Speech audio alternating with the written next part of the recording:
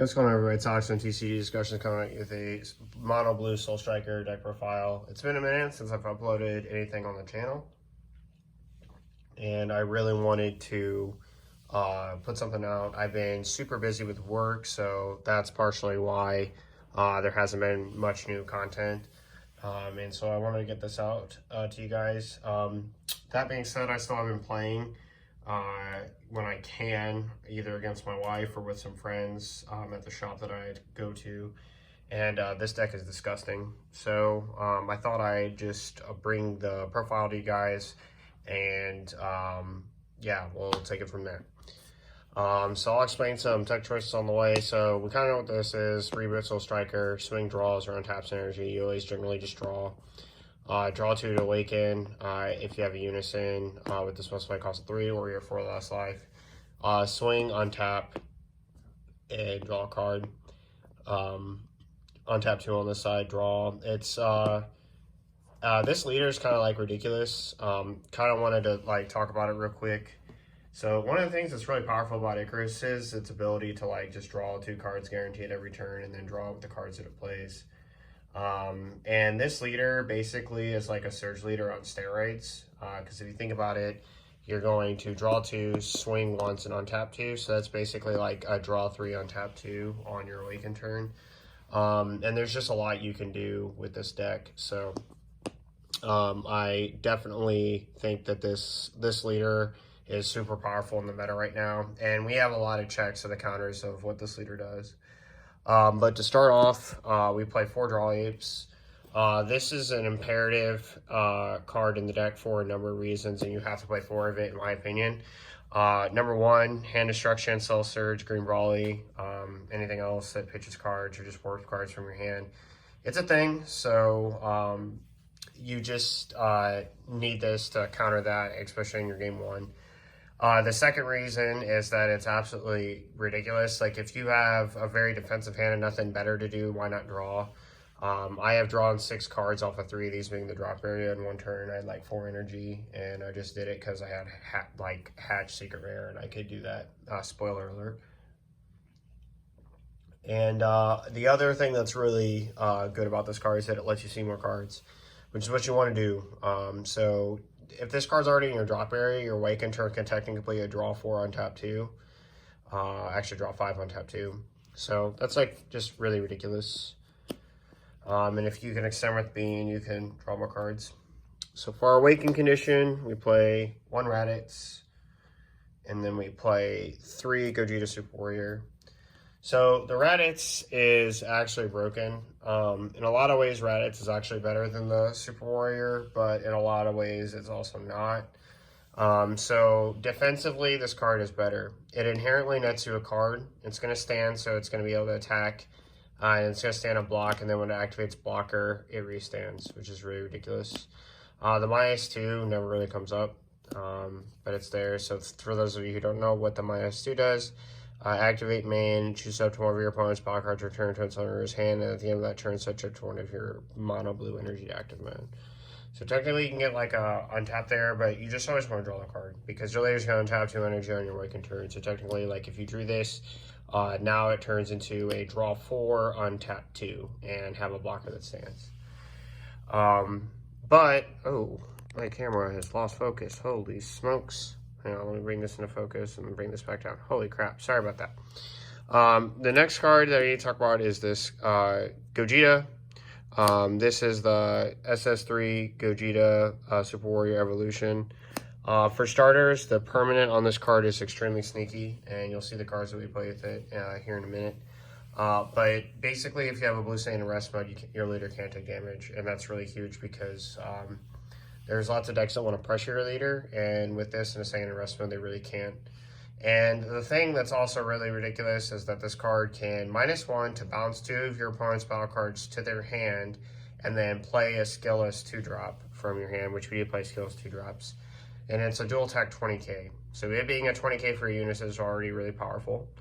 To top it off, that means that it's going to be harder to get at the unison to take markers off it, which means they might have to spend some cards depending on what attackers they have on board.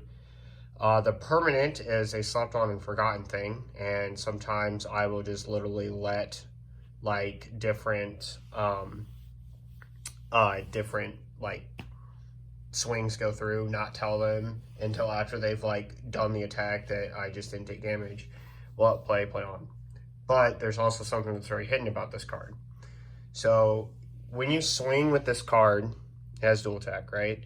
So when you swing with the card, if you minus a marker on this, it resets the dual attack. So technically, you can swing, minus, reset the dual attack, swing, and then play a 20k and swing. So you can get potentially four swings, 5 with your leader in that one turn, which is really ridiculous. So it's just one of the cards that's really, really powerful in the deck. It helps you put on a lot of pressure. Next, we play 2 Boonison. This card's good at 2. I will not bump this to 3. The real reason you just play 2 is because once you see 1, you're really set. But if you see 2 for the game, like, you're really, really solid. And seeing a 3rd is just too bricky. That would also increase our unison count to 8, and I'm not comfortable with that. 7's a good number. 5 for Awaken. These either get filtered underneath each other, like these Gogetas. They'll get filtered underneath each other so that you can give it more markers, generally. And then with Boonison, it's just a super powerful play. Very annoying for your opponent to get around, especially when you have God Sealing in hand. Next, we play 4 Super Saiyan Trunks. We play this card because of our Gohan package that we play, and I'll get to that in a second. But this card is really powerful in the deck, being a 20k free play that occurs when you awaken. You'll still have 2 energy to defend yourself or make other plays with. Speaking of making other plays with, Son Gohan Unbelievable Mind. This card is a severe check to a lot of problematic cards that would pose a threat against this deck. So, for example, if you play against Invoker, for the shoutouts to my friend Jake who still plays that deck, and Andy, this card removes one of your opponent's battle cards, ignoring barriers. So if you don't know, it's a 50k blocker. When this card is played, use one of your opponent's battle cards with an energy cost of 3 or less, ignoring barrier, and place at the bottom of its owner's deck, which is really powerful. Means they'll have to reset that to get their Invoker skill. It's an activate main for 1 if your leader is mono blue and you have a blue skills card in play with an energy cost of 2 in play. Play this card from your hand. So you can play this card down for 1 while you have this up. And technically on your Awaken turn, if you have a Hyper Evolution out, the Unison, this means that you're going to be able to play this for free, tap 1 of your 2 energy that you want to tap with your leader to do this. So in total, technically, if you want to look at it as a pure pressure scenario, you'll have 1 swing with the Unison, 1 swing at the leader, untap 2 energy, minus for the Unison, give it 2 more swings. So that's 4, play this down, 5, play this down. You could swing with it or not, and that's going to be 6. You'll have this Saiyan in rest mode, and this card is also a blocker. The other card that this is really good against, that's problematic against this deck specifically because of the draw apes and the super combos and whatnot that you play, is the Lord Slug. That card having barrier is extremely annoying. Yeah, you can easily pressure it because you have like a lot of 20k swings. It's not hard to do. The problem is, though, it would just be better if you had a straight removal, and this card, Ignoring Barrier, is really, really good for that reason. It also outs the Poutine that Icarus plays, which is also super annoying. To go with our Gohan package, we also play 4 Astonishing Strike. This card is just downright ridiculous. It's very fragile because it doesn't have barrier, but it does have Deflect and Triple Strike, which means that through all the pressure going into your next turn of what I just talked about, if they're down on 3 life, this card could end the game on the spot. It's very easy to play because you'll have the Skills card that you'll get for free off the Gogetas. And the deck needed a boss monster that did well, and this card fits it. For those of you who don't know what it does, you can tap 4, place one of your blue Skills cards in your battle area into your energy, which basically ramps you in energy, and then play this card down from your hand. Then while it's in rest mode, you can switch it to active mode by taking a battle card in your energy and placing it in your drop area. The card that is placed in your drop area does not have to be the card that you put there. So technically, you could put the card in your energy, that's one face-up energy, and then swing through leader, that's 2, and then take the one of the other 2, because you'll be at 5 at this point, and then place that in the drop area.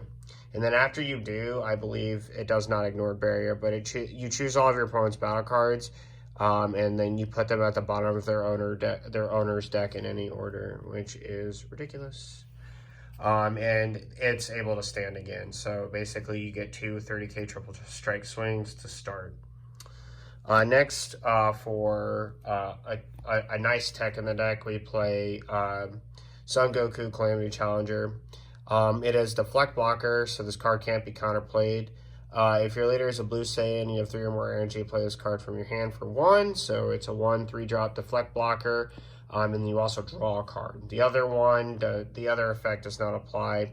It's a Spirit Boost effect if your leader is a Blue Trunks youth. So it does not apply here.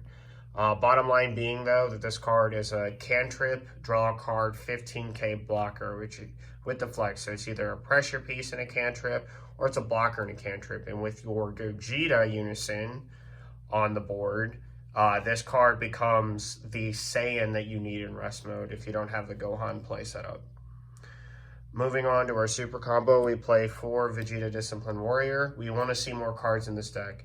Hatch secures us games. So basically, the faster you see it, the better off you are if you don't draw it. Also, this card is very pivotal in trying to out-combo insane swings. Whereas the other super combos like the Zeno that would pick one up, not as good. And I think there's another one, well, any other blue one other than this one for this deck is just not good. There's lots of other blue super combos. But my point is that this is the card to have. It just makes the deck really, really strong and hard to beat. Next, we play 2 Ultra Instinct Kamehamehas. This card is an amazing card in the deck for a number of reasons. So for starters, defensively, it's insane because it's a free 15k. So whereas like all the other like iconic rare cards are going to cost your opponent an energy, this defensively, so during your opponent's turn, it gives your leader 15k or the battle card 15k, and it doesn't cost any energy because it untaps that energy, which is absurd. The second thing that's really good about this is on pressure, it draws a card. So what happens is if you have this in Bean, it basically becomes another draw piece plus 15k. The Bean makes it a 20k play. So it just generates a lot, and I mean like a lot of pressure or defense. And this basically nullifying a super combo in half is really insane, especially defensively when it costs you nothing. So really, really good in the deck. I really like it at 2. I see it enough at 2 that it makes an impact. Next, we play 4 Senzu Bean. We're playing a mono blue deck, so this just makes sense. Not a lot to talk about there. The obligatory negate 4 Dimension Magic. Again, very standard. Not a lot to talk about here either. Heroic Prospect Trunks. We play this at 3. I've got 1 of each. I'm looking forward to the Mythic Booster set to get the 4th art for the side. But this card is really, really good right now for a number of reasons. A lot of decks right now, like this card is like just really, like I said, it's really powerful. It is a negate, and like against decks like Gogeta, and so on that are just playing their big battle cards early. This really checks those decks, gets you to your later turns so that you can like just topple them and destroy them. As for like, you guys have to understand that between your unison bouncing 2 cards and this card being live, like there's a lot of pressure that can be applied. Negating attacks against your unison is very important, so these 2 cards come into play a lot. You have your blockers to protect the unison, so the God Sealing can still be there. And if you have God Sealing with your unison, it's God Sealing with your unison and Heroic Prospect Trunks, so it's just really strong. This effect, if you don't know, it reduces, you reduce the energy cost of during your opponent's turn. If you have a blue unison play, you reduce this by 2, so it comes down for 1. To counterattack, negate the attack, and play the card. Sorry, let me bring this into focus. Maybe not. When this card is played, your opponent can attack for the turn with battle cards greater than their energy cost, unless they place 2 cards at the bottom of their deck in any order, which is really powerful. This is going to decrease their hand size, so it's just going to decrease pressure, playline possibilities. It's a Saiyan that's blue, so that if it swings and Gogeta's on the board, they're not going to take damage until they either remove this and your other Saiyans or kill the Unison. And it just takes the decks that want to pressure you with big battle cards early and tells them, halt, stop, don't do that, it hurts. So it's really, really good. I like it at 3. I think 2 would be a little too low. So yeah, that's just my personal opinion. For God Sealing, not a lot to say. It's God Sealing. It is the best counterplay in the game, hands down. Telling your opponent their power play for the turn is stopped for free is ridiculous. Next, we play 2 Baby Golden Avenger. This card is absolutely disgusting. This is a card that I would actually consider playing at 3. This is a 52 card list already. And we draw so many cards between like the apes and everything that it's like totally justified that we play this. But this card being what it is just actually gross. So it's a 30k triple strike with unique. If you don't know what it does, it has counter, and counter play. Counter play is against 7 or less. The battle card is returned to the hand instead of being played. Then you play this card, so you have to tap 5. Counter says that it counters the counter and then plays the card from your hand. When this card is played, you choose up to one of your opponent's cards, ignoring barrier and place at the bottom of the deck. So you can not only hit the card being played, you can also nail another card on the board. And then if you have God Sealing back, you could still stop another play with God Sealing. Unfortunately, you have to have 5 energy up to do this play with this card. But trust me when I say the deck is definitely defensive enough and able to take care of things pressure-wise that you don't really need to worry about it. Now, what's really pivotal about this card is something actually I'm going to return to in a second when I finally get there, and I'll talk about it as a combo. So I apologize, I got a little bit ahead of myself. Next, we play 2 Android 17, Turning the Tide. This card's fantastic. It's a game ender. It's probably honestly a ban-worthy card, but I'm actually glad it's not banned because it gives blue a for sure finisher.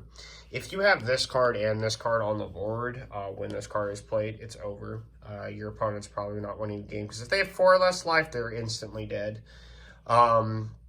Barring anything else that's on the board.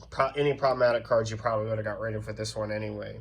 But in particular, talk about Turning the Tide, you can definitely get there in this deck. This deck is very defensive enough between the Boo Unison, the God Sealing, the Negates, the Beans, the UI Kamehamehas, the Super Combos, everything. You can get there. You have enough removal between your Unison, your 3 drops, your attacks, whatever, to be able to put the pressure that you need on the board that's necessary, not to mention Gohan, which just board wipes anything that doesn't have barrier. So the theory of getting this card is very sound. I was playing this card at 1, and the problem I had was that there were games that I had to charge it, and I missed having it because if I had it, it would just seal the game. So we played at 2, and it's really good at 2.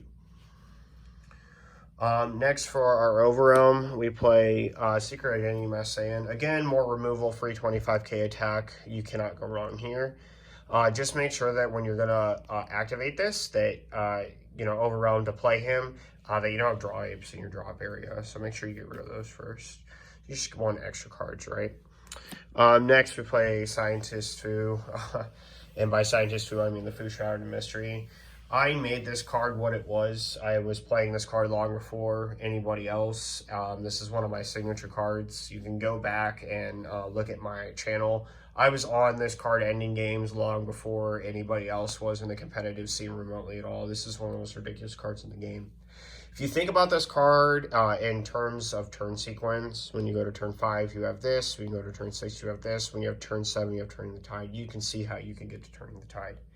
And the thing that's really great about this card is that if you just have the pieces and pressure on board and this card's here, like this and whatever else is on your board between Boonison, your leader, and whatever else you have, you can see how the game's over. So this card's extremely necessary. It's a card that I was siding for a while, and I just realized that that's a mistake because I would just end a game if I had it. So I decided to put it in.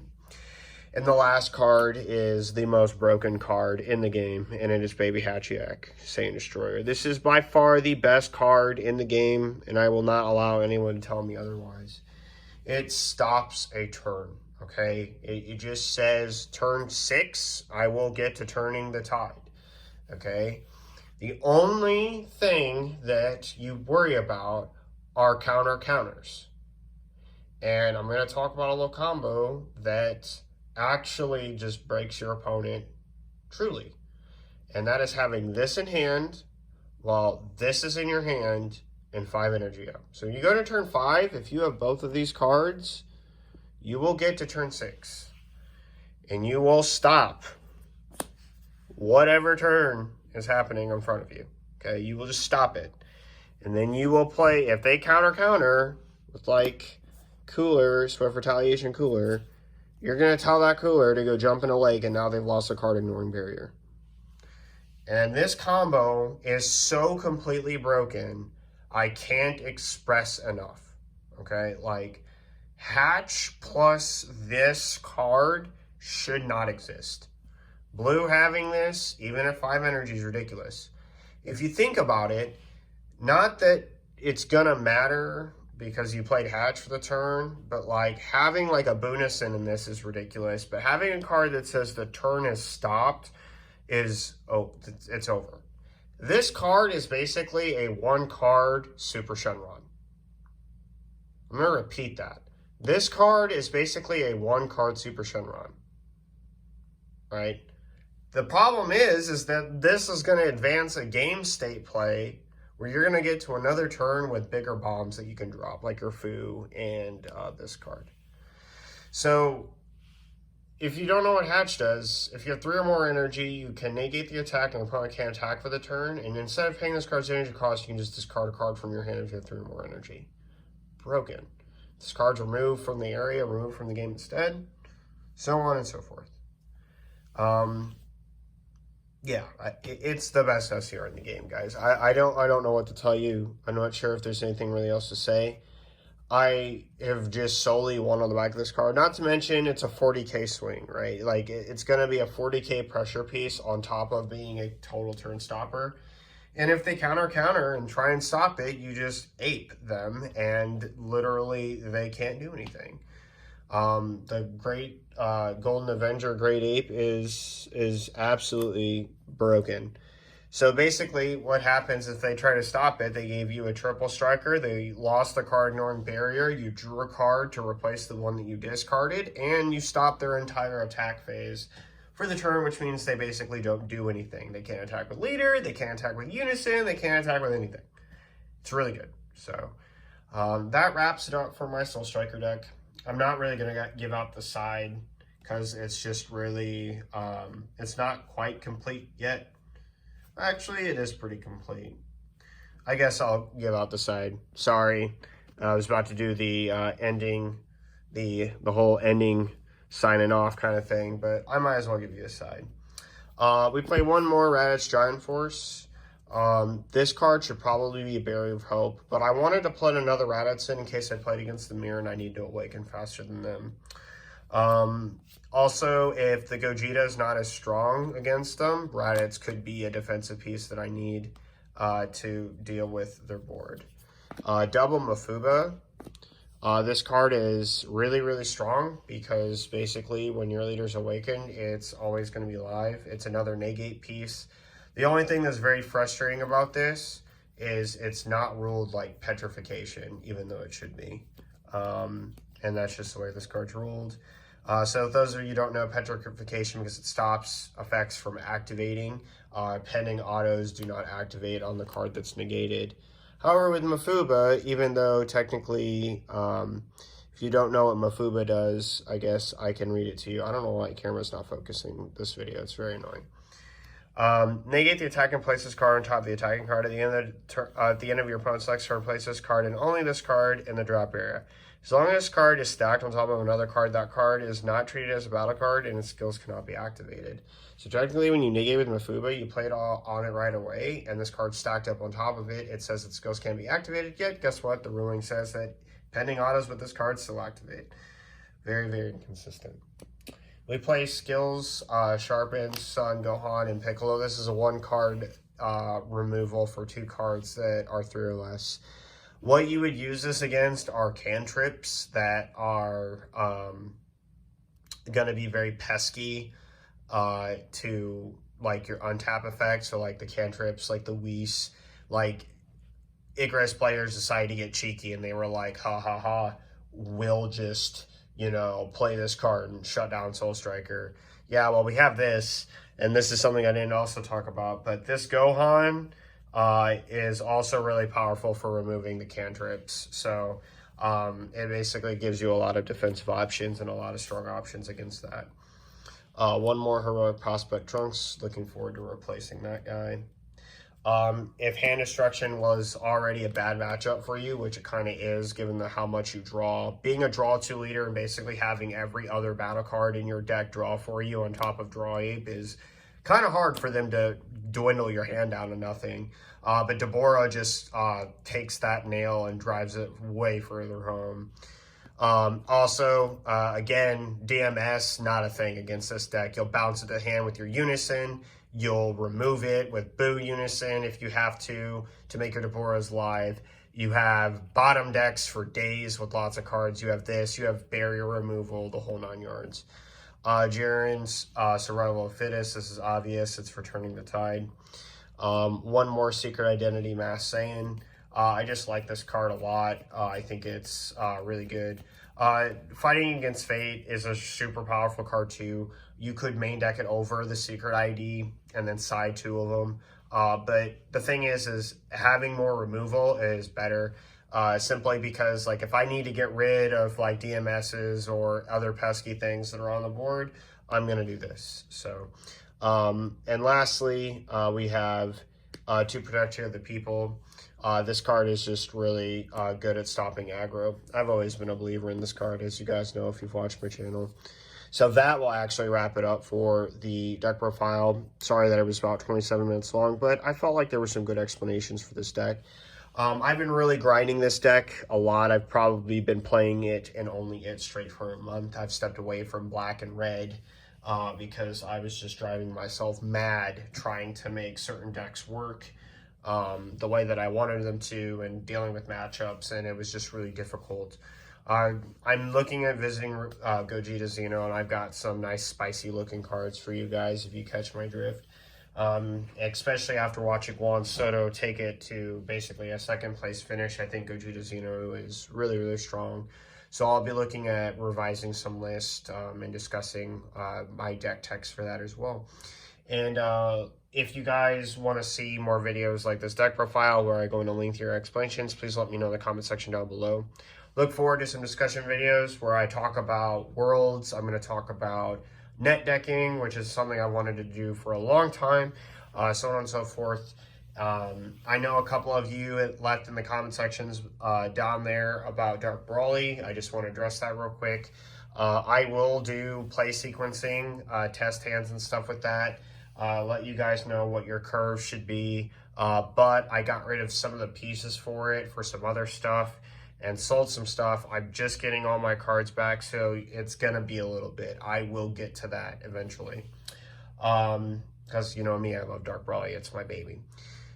And I have a couple other decks that I would like to showcase to you guys. I'm not completely done with black, so I'm going to be stepping into that realm. But this is the deck that I'm going to take moving forward, really work on it and grind it. And I think that this is a pretty solid list, so I was really happy to bring it to you guys. So that's it for this. Happy holidays, Merry Christmas, Feliz Navidad. And, you know, if you don't believe in any of that, because, you know, maybe you're a Jehovah's Witness or something, I don't know, you know, just enjoy yourself. Have a great weekend. I know I'm about to because my weekend actually starts today. So, and I will see you guys next time. This is Alex from TCG Discussions signing off.